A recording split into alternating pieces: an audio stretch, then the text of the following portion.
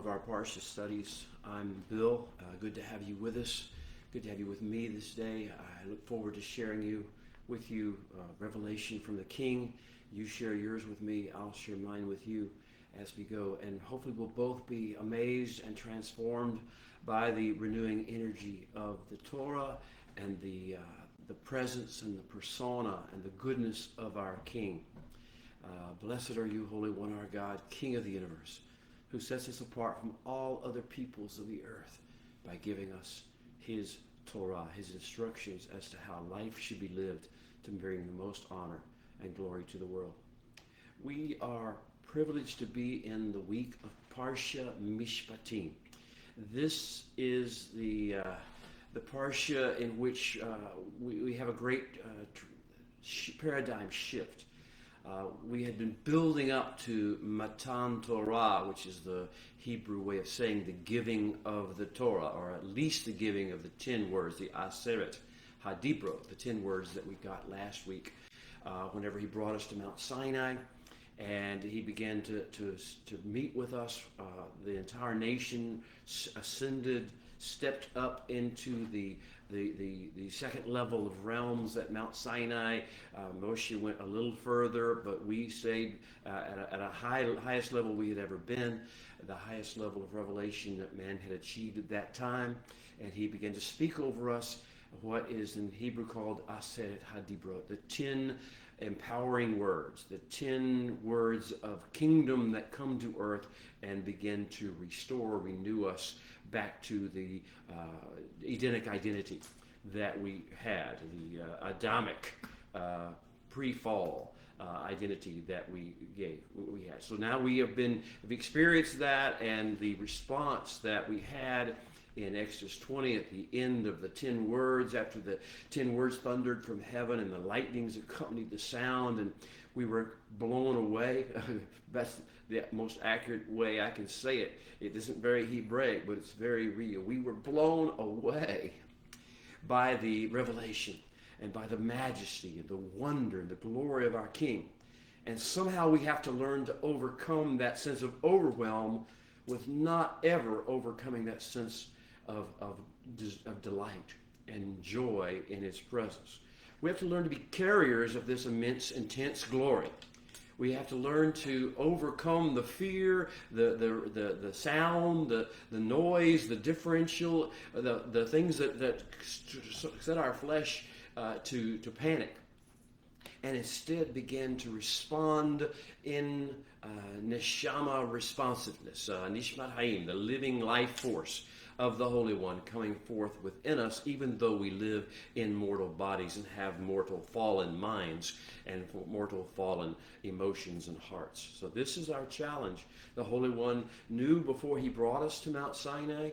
He knew before he thundered and lightninged and released the 10 words over every human being who had been gathered, both Bnei Israel, the sons and daughters of Israel, and the mixed multitude who had gathered that mountain. He knew before he brought us there.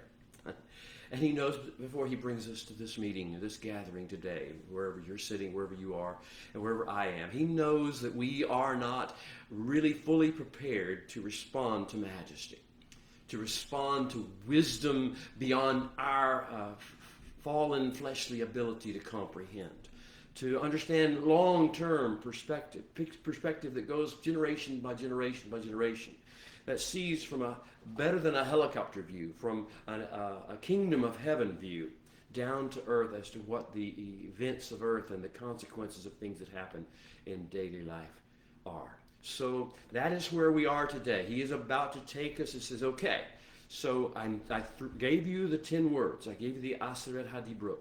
I gave you the 10 pillars on which the kingdom of heaven will be built upon the earth. But these 10 pillars were more than you could understand, more than you could comprehend, more than you could embrace. And so I'm going to go back and I'm going to lie it out for you. I'm going to break up my discussion with you, talk to you in terms that you understand, from the overall spiritual realm of eternity into the natural, immediate realm of practicality as you think of it and as you know it. And that is where we are. That is the substance of Parsha Mishpatim. the 18th parsha of Torah that begins with Exodus 21, verse 1, and continues all the way through Exodus 24, verse 18. Come along with me on this great journey. This is a journey of amazement, of astonishment. We are entering into a beauty realm, and we will see that beauty realm expand over the next few weeks as we go into other parts of the Torah, as we go into Terumah and Tetzaveh and Kitisa, and then we begin to see that begin to be built upon the earth in Vayachel and Pekude, and then all the way into the book of Leviticus. But right now, we're in that transition period when we have to learn to start building at ground level, at basic level, and that's why he will begin this week's Parsha with what is known in Hebrew as Mishpatim. I think in English, your Bibles will say something like ordinances or judgments, but that is a westernized, fallacious way of looking at what he's talking about. He says, I'm going to begin to give you the curtains upon which these great pillars, or which are to hang upon these great pillars. He gave us the pillars, the 10 words last week. You know, he is the Holy One, our God, who brought us forth from the land of Egypt, out of the house of bondage. Therefore, we are to have no other gods before him, no other before his face. We are not to take his name in vain. These are the 10 pillars that he gave us. He says, out on those 10 pillars, you are to hang these curtains and these various different modes of showing how my kingdom comes to earth and it transacts with the earth, right? And transitions the people on earth into a higher level of consciousness, understanding, responsibility, accountability, and performance in this world. So we are in Parsha Mishpatim. Welcome to all of you. Thank you for joining with us. This is going to be a great journey, a fascinating, powerful journey. And I look forward to taking it with you in these next few moments as we begin to discuss the beauty, the wonder, the awesome nature of Parsha Mishpatim.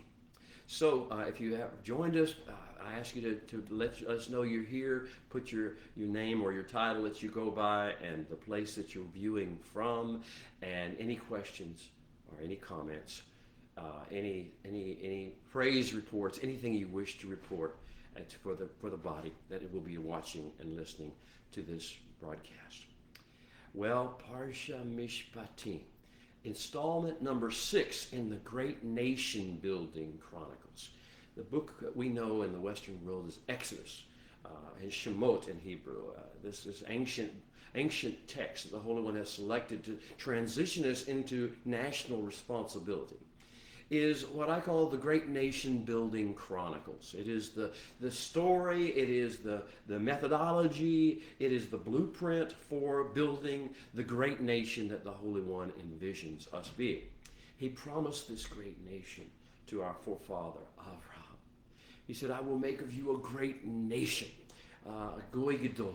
And that we are privileged to be invited to come along this ride with our Uncle Avram, with Avram Avinu, our father, our father in the natural, our father, our lineage, to come with him and to be, even as foreigners, to join in with the Avrahamic tradition and come into this realm where we will build upon earth the great nation that he has ordained for us to be. The model nation, the light to the nations, the nation that is the illustrator and the teacher and the rabbinical force that teaches the world the ways of our King, the redemption protocols, and the restoration and healing protocols to bring the world back to its Edenic state, to bring mankind back to its Edenic state.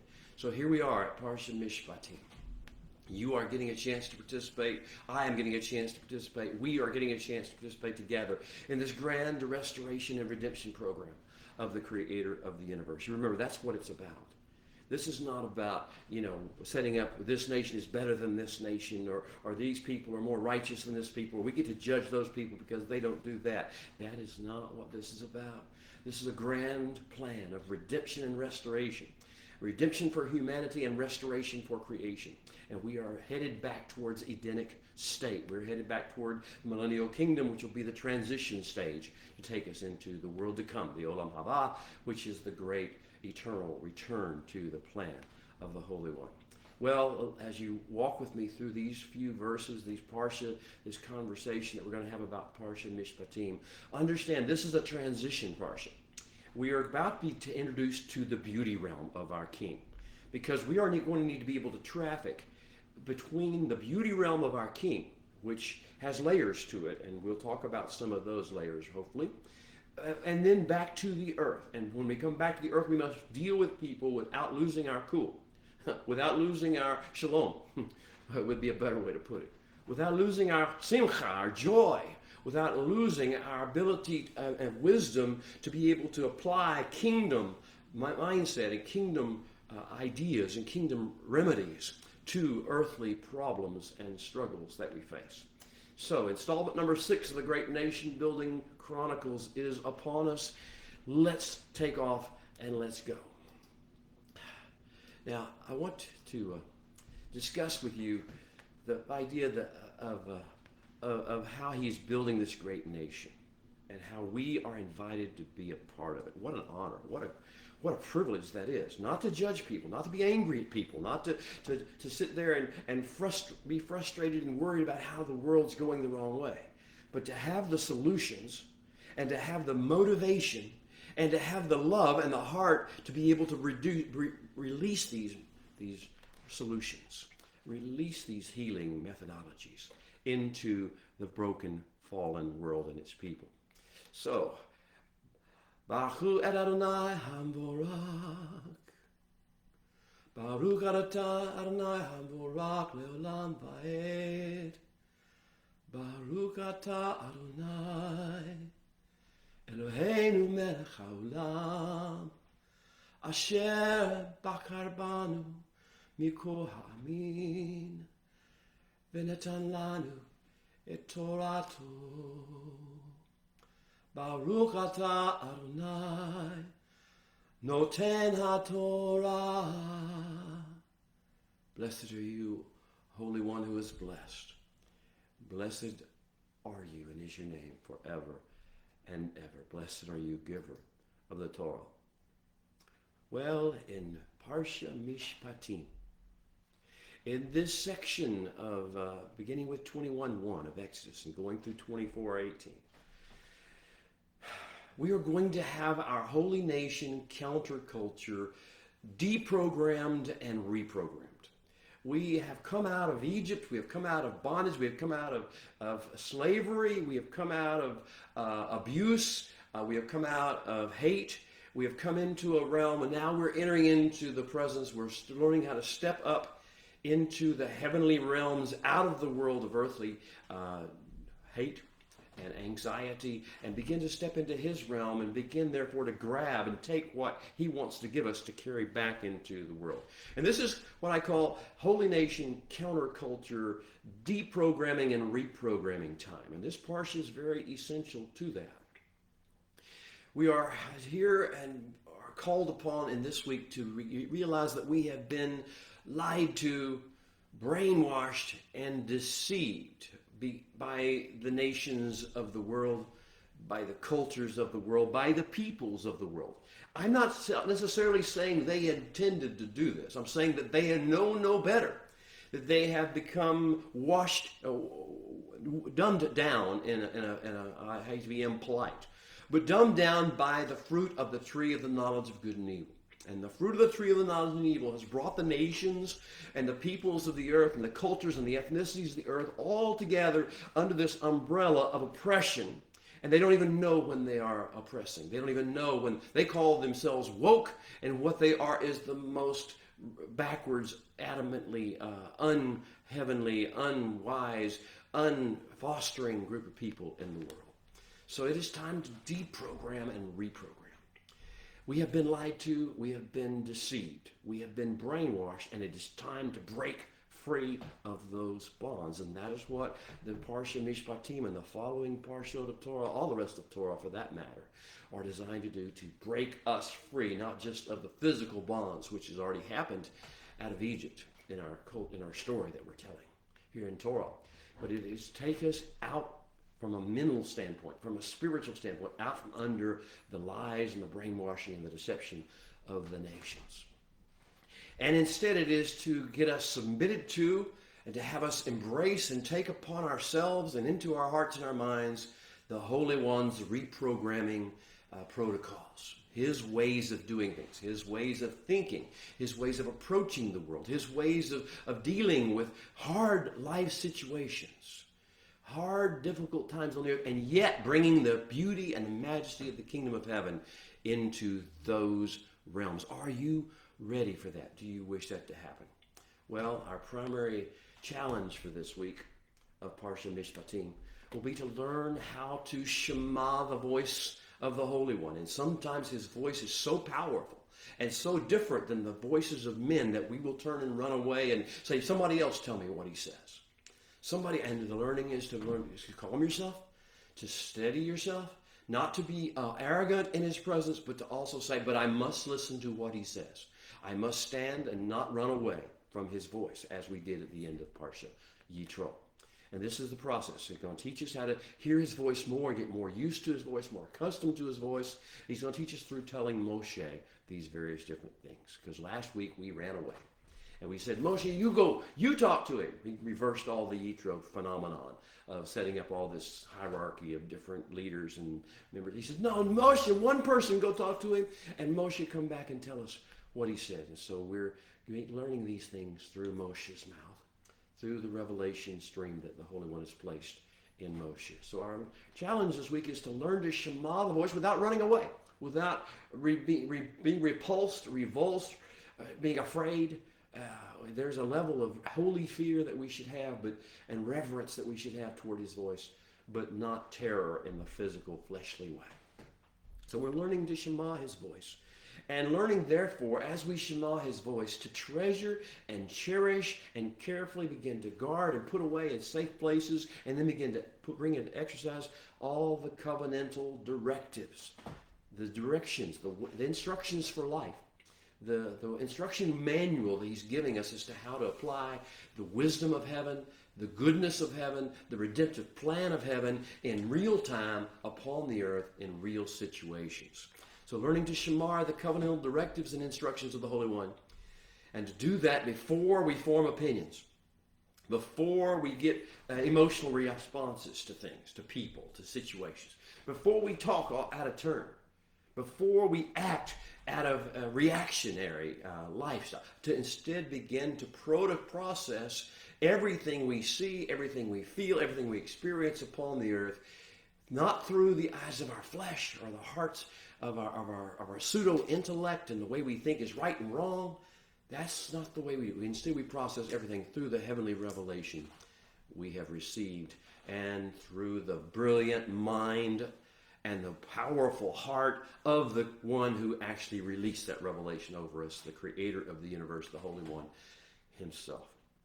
So learning to, before we form an opinion, or certainly express it, before we speak out loud, before we react, learning to process all things through the wisdom that we receive from our downloads from heaven.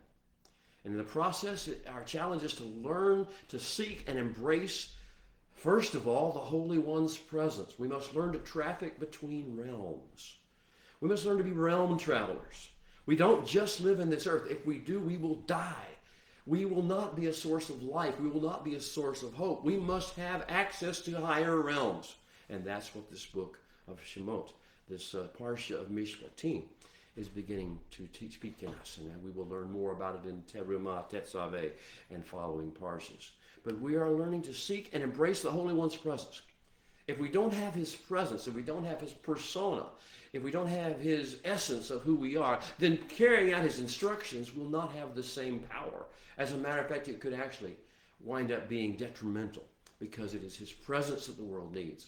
And it is response to his glory that the world needs, not just a bunch of rules to follow.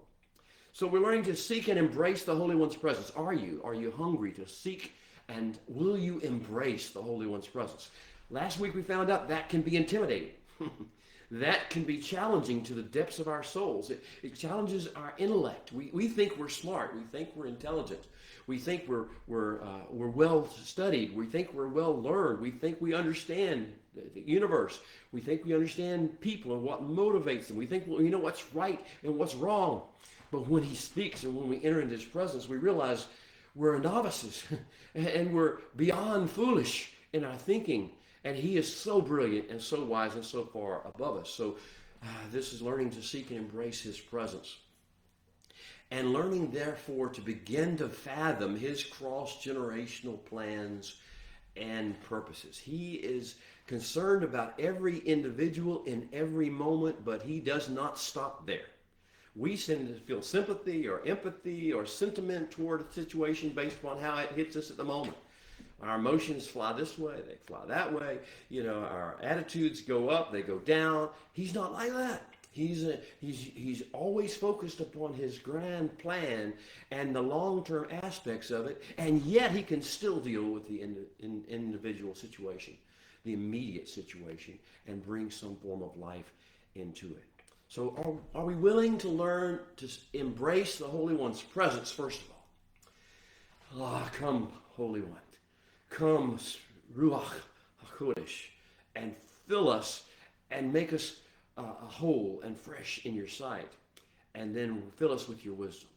And can we also learn to embrace and accept and walk in the cross-generational plans and purposes he has, and do that before judging anybody, before announcing our opinion about anything, before declaring our will and trying to enforce our will or our set of beliefs on somebody else. Can we get in his presence and catch his cross-generational plans and purposes and his great vision for the future of mankind and the redemption and the restoration he intends to bring upon the earth? Can we get that before we start talking, before we start coming into opinions? Well, these are the B'nai Israel chronicles we're talking about here. This is the building of B'nai Israel, this great nation, this counterculture that is designed to give another view beside the earthly, worldly, fleshly, pseudo-intellectual view of the nations. Another perspective on how life should be lived to its maximum, to its abundant, fruitful fullness.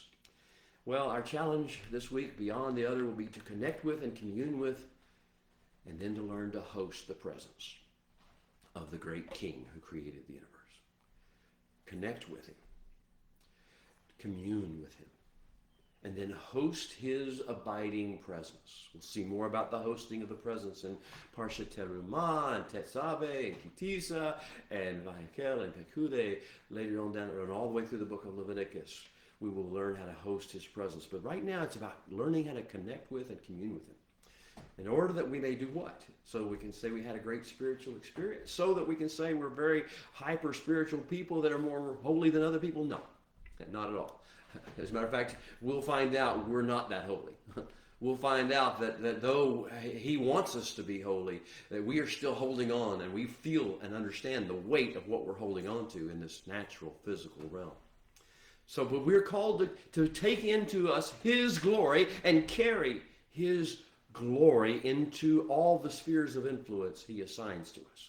All the relationships and family and business and commerce and nation and politics and all things that we are engaged in, to carry his abiding presence and his magnificence and his majesty and his brilliant, wise plan of restoration and redemption into each of our spheres of influence. And while we're there, not just carrying it, but then speaking as he gives us freedom, as he gives us wisdom, words in our mouth, speaking his message of shalom, and speaking his words of redemption, and speaking his restoration methodologies responsibly into every place that he causes our feet to tread. Let me kind of go back over that with you briefly before we get too deep into this passage. Our challenge is to connect with the creator of the universe, and then commune with him and not run away and not just get one thing and quit, but try to catch the flow of what he's saying. And then to host, embrace, and carry and exude his abiding presence, his majesty, his wisdom, his goodness, his beauty into the world. And then, as we carry his glory into the world, to let our mouths not be mouths of our own opinion, not be mouths of our own culture's viewpoint, not to rehearse, to spout, to repeat, to regurgitate things we've heard upon the earth, wisdom that we've read in books, but instead to speak the very oracles and the wisdom of the Holy One, the redemptive, restorative plan and protocols for each individual situation that we face in this world. And then as so doing to bring about shalom, to release shalom. Shalom may not be on the outside. We may not see all the nations come together and lay down their swords and their plowshares in our lifetime. But the shalom we're talking about is the shalom that comes out of us, and that we exude, that we change the atmosphere of the world because we are carrying his presence and his glory into the world. We're carrying his wisdom and his instructions for how to deal and bring heaven to earth. So bring that shalom into the world and bring redemption and restoration, and introduce those concepts and those ideas and the pathways to redemption and restoration responsibly. And to do so in every place he causes our feet to tread.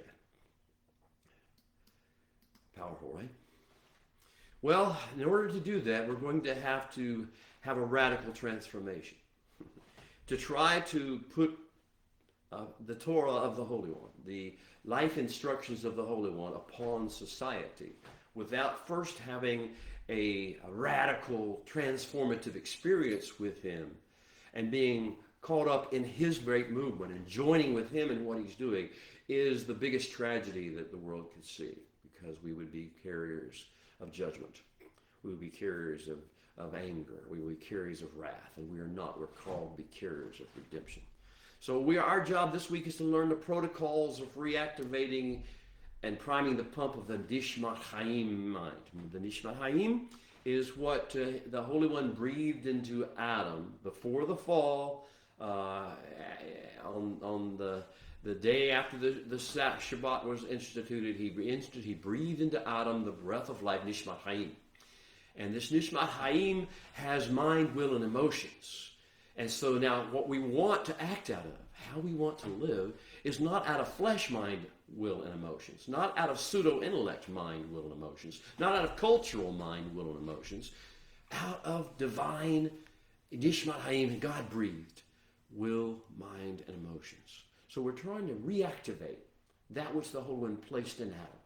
We're trying to restart it because it's been dormant. It's gone into a seed form that has been dormant with the days. But now, as we've encountered the presence of the Holy One, as he's brought us to his holy mountain, as he's brought us to this moment in your life, as he's brought us to the point where we're actually beginning to sense the glory and the majesty of who he is, now what's happening is the Nishmat Hayim is awakening, coming alive in us. But it's having to fight through a bunch of stuff. It's like it's buried under tons of earth and filth and a garbage dump of things that men have put upon it. And so we have this process of awakening the Nishmat Hayim, the breath of divine life, the Holy One's own breath, the Spirit upon which he put into man. Why are we doing this? Why are we trying to awaken, reawaken, and connect with and get used to dealing with this Nishmat Hayim mind and will and emotions?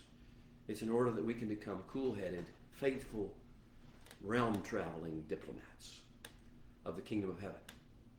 People who can stay at shalom, not run off, not get excited, not get judgmental and critical towards people, not get soured, but to stay at shalom, wholeness, wellness, a sense of well-being, a sense of direction, a sense of purpose. Stay in that realm and act under authority, not act independently like loose cannons, not act like we know what's right and we're going to tell everybody what's right and they better do what we say. No, as under authority, according to heaven's rules of engagement, according to heaven's protocols and its purposes, and to do so in every place and every circumstance and every situation, no matter how messed up it may be. And no matter how messed up the people may be. Because you see, this is the truth that he wants us to understand. We are called to live in a dark and fallen world. Don't be so shocked by that. Don't be shocked when people do crazy things and nations do wild and oppressive and vain things. Don't be shocked by that. This is the world we're living. We are deployed in this world, and we are called into this world to send and set forth into this world to bring another perspective. A countercultural perspective, and to introduce countercultural methodologies that are not designed like the rest of the world works, but that bring the kingdom of heaven to the earth. So in this week, as we're learning these things, he's going to introduce two things. He's going to introduce Mishpatim protocols Protocols and Mishpatim mean that which is spoken that will bring life and health and peace and restoration and redemption in a situation. And therefore that which is spoken then turns into that which is done. And the second thing he's introducing us to, beside Mishpatim protocols, will be avodah protocols, or courtiership. How we learn to be a courtier of multiple realms. A courtier in the courts of the king. A courtier in the realms of his conversation, his wisdom, and a courtier in this natural, physical realm down here. But we are not on our own, acting on our own for ourselves. We are representatives, ambassadors of the kingdom and its higher courts. Okay, so what's the context? Context is one of the sessions I always like to bring to your attention, and we'll walk together. What were the final words of Parsha Yitro, our previous section? After we ran away, after we couldn't handle the power and the intimacy and the wisdom of the voice, and we realized how impure and imperfect incapable we were of doing the things that he said, then this is what happened. The Holy One said to Moshe, this is what you are to say to Bnei Israel. Here's my next step in this protocol of training. You have seen that I have talked with you from heaven, and boy, did we ever see that at Mount Sinai, at the 10 Aseret HaDibrot words. You have seen that I have talked with you from heaven. You are not to make anything to be with me or be like me, not gods of silver or gods of gold. You're not to make those things for yourself. You're not to conjure up your own ways. You're not to conjure up your own images of who I am or what I am or who God should be. You're a mizbach adamah, an altar of earth. An altar of earth are you to make for me. And you are to zabach, you are to bring forth, to sacrifice, to surrender on it. All your olahot and your shlamim, your English would probably say burnt offerings and peace offerings. But these are ascension presentations where we ascend into his higher realms, and shlamim where we receive and declare and share the shalom, the peace of the Holy One. Your sheep and your oxen. And in every place, you will do this, every place where I cause my name to be remembered. My Shem, actually my presence to be felt.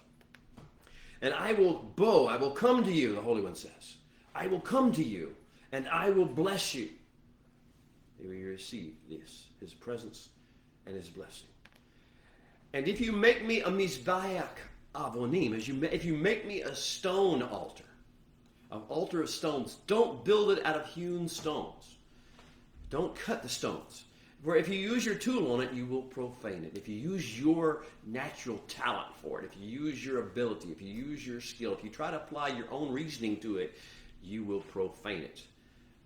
Nor are you to go up by steps to my altar. You're not supposed to climb steps to my altar, lest your nakedness be exposed on it. So there's supposed to be a ramp as opposed to steps, and there's supposed to be a way in which we prevent ourselves from showing the fallacies and the negativity of who we are. And that's where it ended with Exodus 20:22. Here we go with the next part. Our next great training assignment. In light of the situation we are called to live in, we are called as ambassadors to this fallen world, and its fallen people, and its fallen nations, and its fallen ethnicities, and its fallen cultures. And in this world we will find a prevalence of thorns and thistles. This is not the Garden of Eden. This is not Gan Eden.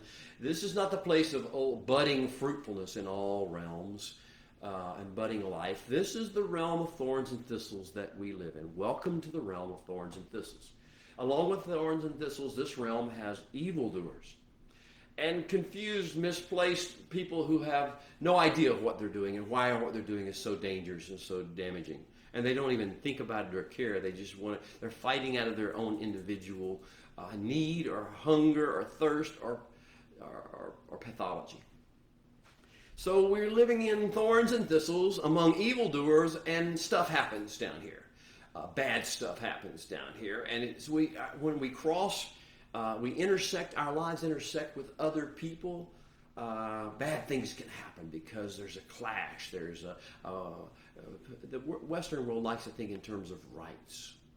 I don't think the Hebrew really can justify that. The Hebrew mindset of the Torah says these are not rights that you claim with regard to each other. These are responsibilities of responsible life that you have. And so whenever those two things come together, they clash. So we live in a prevalence of thorns and thistles, of evildoers, of stuff that happens. And these are all happening in the lands to which we have been sent, dispatched, deployed. This is where we're supposed to be. We shouldn't decry the fact that things around us are not right. That's why we're here. That's the reason we have a job in the kingdom, as it were. So how do we go about leaving the world, the realm, the sphere of influence in which he's allowed us to act, with the little groups of people that we know and interact with, the areas that we live, the geographical areas that we live? How do we leave those places and those people better than we found them? Not how we judge them, not how we condemn them, not how we criticize them, not how do we feel ourselves better than them, more superior to them in any way. How do we make their lives better? How do we make the world that they live in better? How do we build a platform for a kingdom to come that will be welcomed by them or welcomed by their progeny, as the case may be? More specifically, how do we make their world, kingdom of heaven-scented society level better? Kingdom of heaven-scented society level better. How do we introduce them and give them the same opportunity that we have to touch the kingdom of heaven-scented society? Well, I have good news, but I also have bad news. First, the bad news. And the bad news is that we are going to live our entire lives in this fallen world, at least in this realm, in this age. We're going to live our entire lives in this fallen realm full of fallen people. And our calling is not just to avoid them. Matter of fact, that's not our calling to avoid them. We are to avoid their swords. We're to avoid their spears. We're to avoid their bombs if we can do so. But we are not to avoid them. And our calling is not to avoid them, nor is it to navigate around them, nor is it to judge them, not at least in this age. So, nor is it to curse them, or to accuse them, or to blame them. Our job is to usher in redemption and restoration. But we must have traveled in the realms to be able to bring down restoration and redemption, not use some human idea, concept of it, some social or some cultural or some ethnic idea of what redemption and restoration might look like. When we begin to introduce those earthly factors, we have begun to pollute the altar. And what is worse, not only are we called to live in this fallen world with fallen people, we are working ourselves with a virus-compromised operating system. Our brain, our heart, our mind, our will, all these are virus-compromised. The fruit of the tree of the knowledge of good and evil has entered into and begin to poison everything. So we don't think right, and we don't desire and seek things right. And we don't emote right. We are overwhelmed with negative emotions as opposed to shalom. And so we have this virus-compromised operating system operating in each one of us, and yet we're called to be a great nation, a holy nation who brings forth his holy things down to the earth in each of our assigned spheres of influence. And we have to deal with the fact that we have a virus-compromised operating system, and our software, we're using the computer technology model to talk about here, but our software, as it were, the ways in which we approach things are infected with malware. We've learned from the world, from the culture, from our own flesh, from our failures, from our weaknesses. We've learned how to react to things in ways that seemingly we think will protect us or will isolate or insulate us from the world, when that is never the plan to begin with. The plan is to release the redemptive and restorative plan of the Holy One into their world. So that's the bad news. Boy, we live in a tough world, and we're given a tough assignment, and we have a built-in defect by virtue of the ingestion of the fruit of the tree of knowledge of good and evil. But that's the bad news. The good news. The good news is that we have been invited to study under the system designer. And we are given free access to his brilliant mind and to his wonderful, inspiring presence. And we have given license to activate in the real-time world the backdoor defrag system and restoration system that he has created to fix this world one item, one matter at a time. We are not slaves, we are apprentices. We're supposed to learn everything about him and learn how he would have us interact with the world. Now, a moment. Mishpatim, that's the name of our parsha.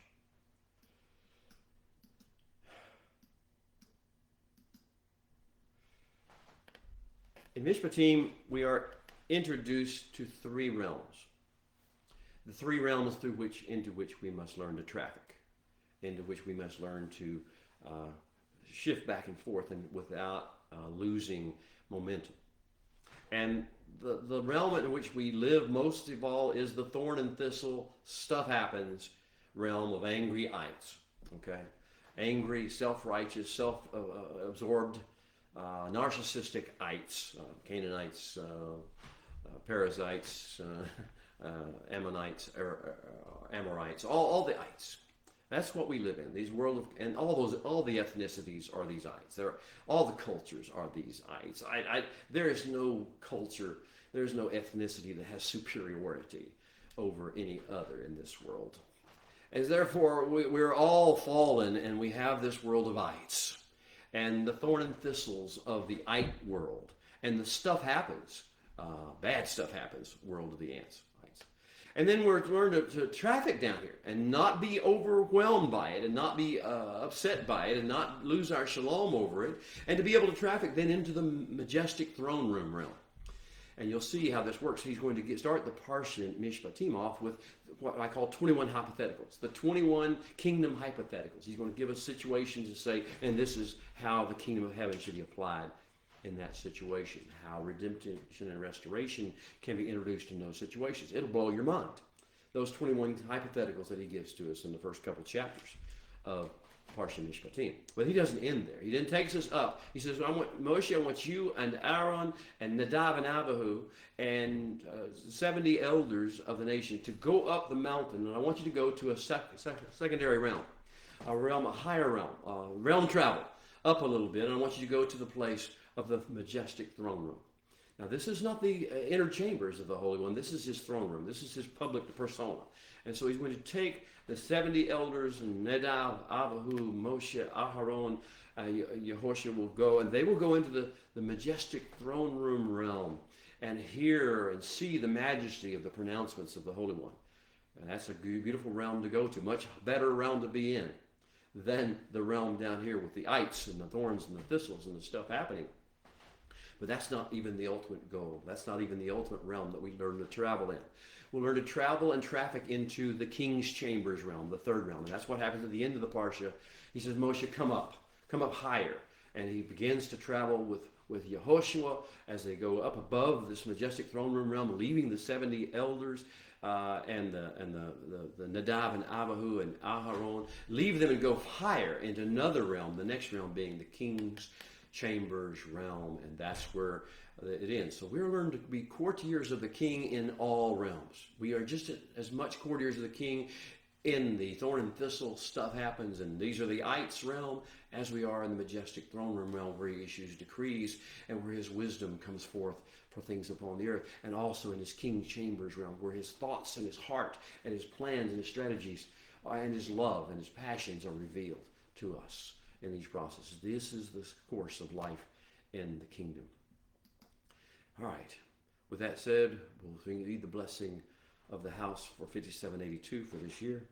And the blessing of the house before we read and actually touch the scripture will be this. Say it with me if you remember it, or just listen. Open our eyes, O Holy One, that we may see wondrous things in your Torah. For we are but strangers in the earth, so do not hide your commandments from us. Our souls cry out for your judgments at all times. How can a young man keep his way pure? By living according to your Torah. For your word is a lamp unto our feet and a light unto our path. The entrance of your word brings light and understanding even to the simple. So now make our spirits come alive so that they may praise and honor you. And may your judgments be our help. Amen. The parsha begins with these words. Mishpatim asher tasim lefnehem. And these are the appropriate restorative courses of action, or tikkun, or restoration, that you are to set before their faces. Speaking to Moshe, the Holy One speaks to Moshe. Mishpatim asher tasim lefnehem. These are the appropriate restorative courses of action, or of tikkun, restoration, that you are to set before their faces, referring to all those of Bnei Israel, the great nation that he's building. Ki tivneh eved ivri. If, when, as you acquire a Hebrew servant. Ki tivneh eved ivri. Shesh shanim ya'avod. 7 years. 6 years, 6 years he is to serve. Ishavi'it yetzeh. And in the 7th you are to send him out. Lachoshish hinam. For a favor, grace model of what freedom looks like. Okay, so let's go over that again. Ve'ele hamishpatim asher tasim lifnehem. And these are the appropriate restorative courses of action of restoration and redemption that you, Moshe, are to set before their faces, being our faces. Wow, that's a good start. Ki tigneh evivre. If, when, as you acquire a Hebrew servant or slave. Shesh shanim ya'avod. 6 years he is to serve. Ushavi'it yetzeh. And in the 7th year you are to send him out. Lachoshi chinam. For a favor, grace model of freedom. And he's going to go forth from there. He's going to give 21 hypotheticals. And then he's going to talk about the angel he's going to send along with Bnei Israel to the land of promise. The assignment that they have in the land of promise to displace the ites and begin to instead bring the Torah to bear on that land and redeem and restore that land. And then he's going to tell us about how we're to bring his presence into that land and into our world through Parshat Terumah and Tetzaveh and the building of the tabernacle in this process. So, the Mishpatim discourse. How to turn the focus on and keep it on the common good of mankind, the common good of the kingdom of heaven, as opposed to our flesh and what we like and what people want, or what our nature or our cultures value, or what our ethnicities prize. How not to be overreactors to the world's problems and to its people. And how not to be loose cannons operating on our own, causing all kinds of havoc in the world, but to instead be part of a grand plan for redemption and restoration. And we are subjected, we are submitted to that grand plan, as opposed to having our will done. His will be done, not our will be done. All right. The root word of Mishpatim is shafat. Shin, fe, tit. And this word, this Hebrew verb, word means to engage the mind, will, and body in a way that sets up and establishes and facilitates and strategically depressurizes and detoxes our ecosystem. Wow, detoxification, realigning, making it a living organism as opposed to a dying star upon earth, bringing life into this world as opposed to spreading around the stench of death. This is Shaphat. We are called to be life bringers, a protocol of restoration and healing givers.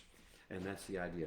In accordance of always focusing upon the great kingdom and its nature and its good and the plan of good. We contrast this with, of course, man's knee-jerk reactions to incidents and patterns of evil. We fret over evildoers. We scream over injustice. We rant, rave, and march in the streets over injustice. He says that's not the way. That's not an effective way. The kingdom's way. If you learn to traffic between realms, if you learn to travel between realms, and realm bring shalom, wisdom, you will not do those things. Those are unproductive human ways that only cause death and division, but never result in anything positive and permanent. Well, We are to contrast the ways of the king with common man's knee-jerk reactions to incidents and patterns of evil or injustice. We are to contrast his ways with the ways of a human being's sentimentality and sentiment and sympathy and emotions and sensitivity and sensuality and pseudo-intellect. That's what we're called to do in the Mishpatim discourse. Present, future, focused. Present to future, focused courses of action. That's Mishpatim. If the kingdom were to tell you, if the king were to tell you, this is your situation now, this is the problem, these are the difficulties that you're facing. But looking where we are now, not past, who's to blame, but look at the idea of where we're going to go from here, present forward, present future, orientation to this process to achieve the ultimate kingdom result. Here are the protocols, here are the methodologies you follow. Those are the Mishpatim. All right. So imagine you are an ecosystem manager. You're given authority by the creator of the universe over certain spheres of influence, certain groups of people that you will know, certain workplaces, certain physical locations, maybe your house or your apartment or your condominium or your house trailer or your apartment, wherever you live, on the street, the box you live in on the street, whatever your access is, he's giving you authority to run that world. What would be your management model or approach? What would be your strategy of management to make this the most fruitful place? You can make it fruitful. That's the idea. Well, the 21 hypothetical solutions that the Holy One is going to produce and present to us in Parsha Mishpatim to begin this whole process of learning what the Eitz realm is like and how we're supposed to deal with the Eitz realm. And then before we get into the issues of climbing the elevations and getting into the higher realms and being able to carry the things of the higher realms down, these 21 hypothetical situations are designed to prime the pump of old Nishmat Haim, the old breath of life that the Holy One breathed into us, his own breath, his own life into us. It's been dormant underneath a pile of dirt, a pile of earth, a pile of flesh, a pile of pseudo-intellect, a pile of national goal, and a pile of self-righteousness. And he says, I want to activate your Nishmat Haim. I'm going to bring to bear the wisdom and the counsel and the very powerful words of the Holy One and release it into your realm of darkness and sickness and perversion and corruption and awaken like a seed, this Nishmat Haim, where you will now coexist in the body of your flesh with the very spirit and the breath of the living God. The one who created you, the one who designed you, the one who has this plan for the redemption and restoration of the world. So we're going to prime the pump of the Nishmat Haim mind. We want the Nishmat Haim mind to overcome our natural mind. That's the goal. That's the plan. It's a gradual process of learning to quiet the natural mind, quiet the natural emotions, quiet the natural will and desires and our appetites and urges, and submit and subjugate that to the Nishmat Haim, mind, will, and emotions. In so doing, what we will be awakening is our Edenic, inspired capacity to walk in the protocols of ecosystem management the Holy One has designed for us. Let's talk a little bit briefly before we go about the Evet Ivri. He starts with this illustration. When, if you acquire an Evet Ivri, a Hebrew servant, well, most of us would say, never. I'm not going to be looking for a Hebrew slave. I'm not going to be acquiring a Hebrew slave. I don't have one. I've never wanted one. I've never desired one. I don't know what I'd do with one, so therefore this does not apply to me. And the Holy One would smile and say to you, do you not see yet? You are the Evet Ivri. You are the Hebrew slave.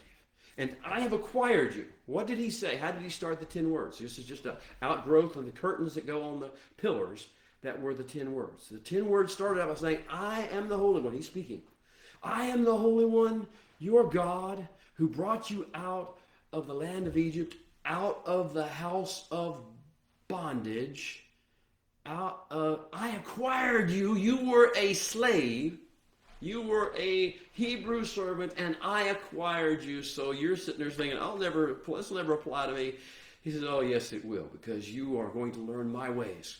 And what I've just done is acquire 603,550 male over the age of 20 Hebrew slaves. So now do you understand we're talking about us? We're really introducing this process. Now, the other aspect of it is, once you get into the land, could we conceive that we would actually acquire someone and be responsible, like a discipling scenario where the apprentice or the master and the apprentice relationship, where we take in someone into our home, into our lives, and we begin to train them the way the Father hopefully will train us, and be responsible for their needs, be responsible for disciplining them as necessary, but mostly designed to build them in their capacities, in their service, in their abilities to enjoy and be fruitful in life and bring redemption and restoration into their world. Can we imagine what that would be like? Well, there's only one way, main way, that you can acquire a Hebrew servant, and that is if he's found to have stolen. He's a thief, you see, and he can't pay back. He's found to have stolen, taken things that didn't belong to him, and he cannot pay them back. And so therefore, he is given to the person whose goods he sold that he can't pay back, and he becomes this Hebrew servant. Well, that challenges us. You see, this is not so much about rules and law as it is about challenging us to the depth of our core. Every one of these 21 hypotheticals, these 21 Mishpatim, that he throws at us, is designed to challenge us at the very core of our being, and yet let us say, okay, I'm taking a deep breath, that's more than I can handle. Guide me and teach me your ways. Teach me how to bring redemption and restoration into these processes. And that's what every one of the 21 Mishpatim, the 21 hypotheticals, brings us into being. I don't have time to talk to you about all of them today. For us, for our group, we're going to go next door, and we're going to go into the main hall of gatherings, and we're going to visit and talk amongst each other. I pray that you'll do so with your families, with your friends. I pray that you'll have time, if you're all by yourself or driving down the road, to meditate and converse about these things with the Creator of the universe himself.